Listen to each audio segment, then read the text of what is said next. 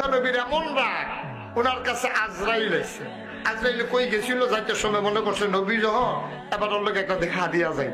তো এই কথা মনে করিয়া যখন গিয়া ঢুকছে মুসা আলাইহিস সালামের সামনে দাঁড়াই দিছে, গিয়া কয় কেমন আছে? আসি তো ভালোই, কিছু কইবা না? কয় কি কমু, আইলাম তো জিগাইলাম কেমন আছে। কয় যাইতে হুন না যাইও।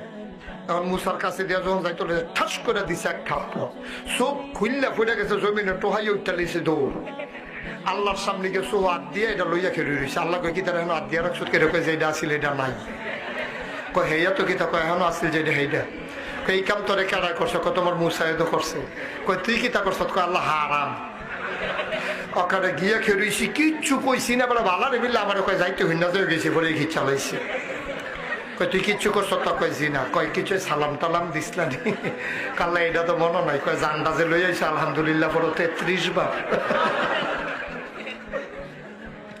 জানটা যে লই আইছো তাহলে মানে আমার মনে করো মুসার মতো নবীর সামনে গিয়ে সালাম দিতে মনে থাকে না, আবার এসে বিচার দিতে হয় না, জানতে